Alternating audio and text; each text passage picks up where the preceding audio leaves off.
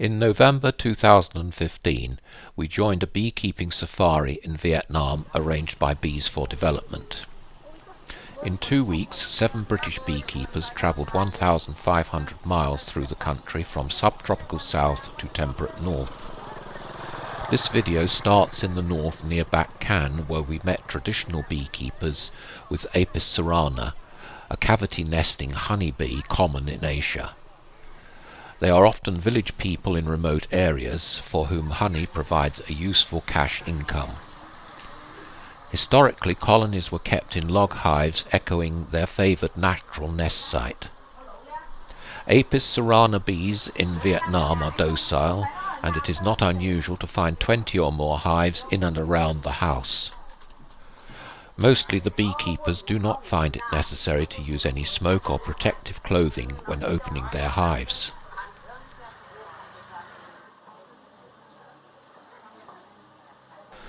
In log hives, the bees make wild comb. After removing the end closure, the beekeeper harvests honey by taking the end combs and squeezing it out. As a first step improvement, this lady in a village near Bac Can has made sun-dried clay hives in the shape of a log. Some traditional village beekeepers have been encouraged and assisted by the Vietnam Beekeepers Association to develop their skills to improve both quality and quantity of the honey crop. This includes changing to movable frame hives.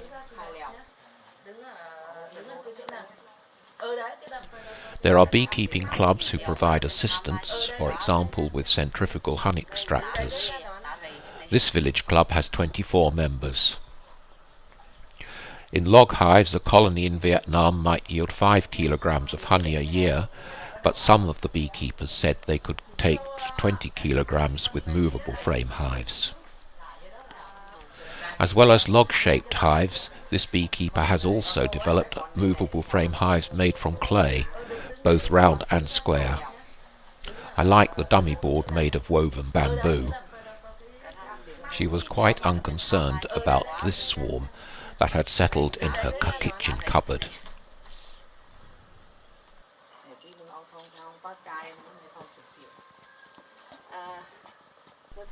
The next day, we moved to another village near Bac Can, where they have valuable tea plantations on the hillsides. There are 34 beekeepers in this commune. All we met use only movable frame wooden hives. The colonies are kept in the shade or protected with leaves to minimize overheating problems, particularly difficult for the smaller colonies. Another hazard for honeybees is the Asian hornet, which hunts for victims near the hive entrance. The hornet either looks outwards for a returning bee or inwards for a leaver.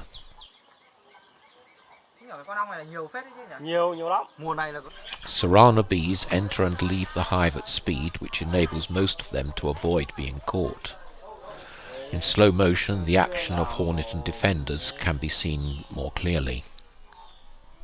Bees at the hive entrance do not fly out to attack the hornet, but use a Mexican wave defense. The wave motion makes it difficult for the hornet to pick out a target.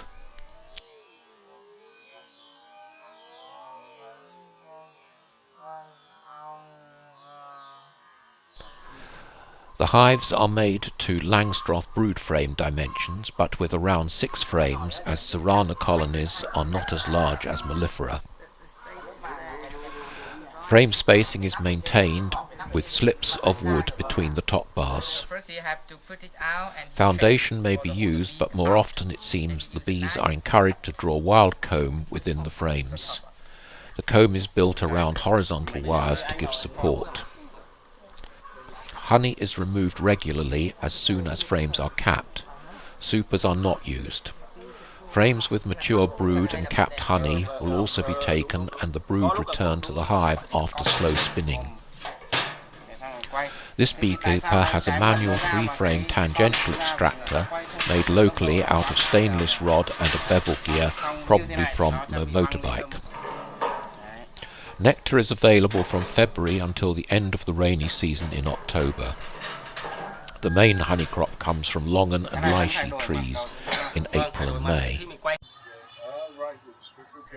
We next travelled to Sapa, a small hill town near the Chinese border with many ethnic minority people. On the main street in the middle of Sapa, Mr. Ngo lives in this small house where he keeps his bees. 60 years ago, Mr. Ngo started keeping Apis cerana bees. He was just a boy who collected wild colonies and put them in a box. Initial attempts failed because he had not heard about queens. For 15 years, he was the only person keeping bees in Sapa.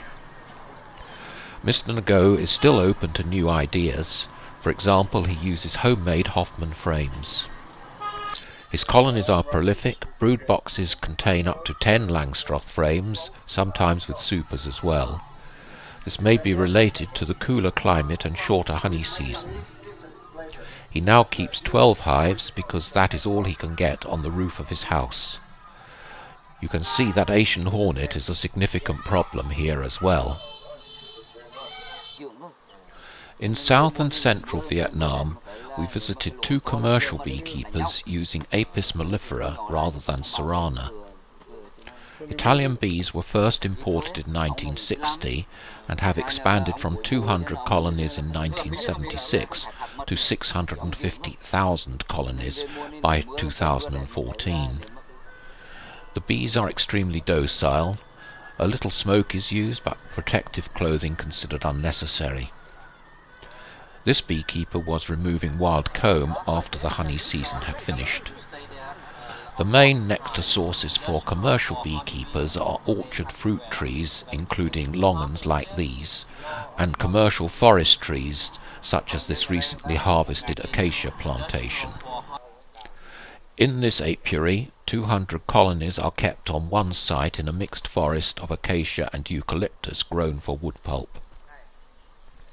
The nectar from these trees comes solely from extrafloral nectaries after flowering, when there are no other flowers to give pollen. Everywhere pollen is in short supply during the monsoon season. Beekeepers must respond by feeding pollen substitute to maintain colony strength. The bees are kept in a single Langstroth brood box. Supers are not used. Instead, the honey is harvested continuously. A colony can produce up to 6 kilos of honey a week at the peak of the nectar flow. Combs with capped brood as well as honey are taken and the brood returned after extraction. This manual 10-frame radial extractor in the middle of the apiary is used to take around 10 tons of honey during an 8-month season. In conclusion, my thanks to all the beekeepers who kindly shared their skills and knowledge with us, and their families and friends who generously entertained us, not least at this memorable feast near Bac Can. Thanks also to our 5 local guides who explained much about Vietnamese culture and history, and themselves learnt a little bit about bees. Finally, thanks to Bees for Development and the Vietnamese Beekeepers Association for organising the tour.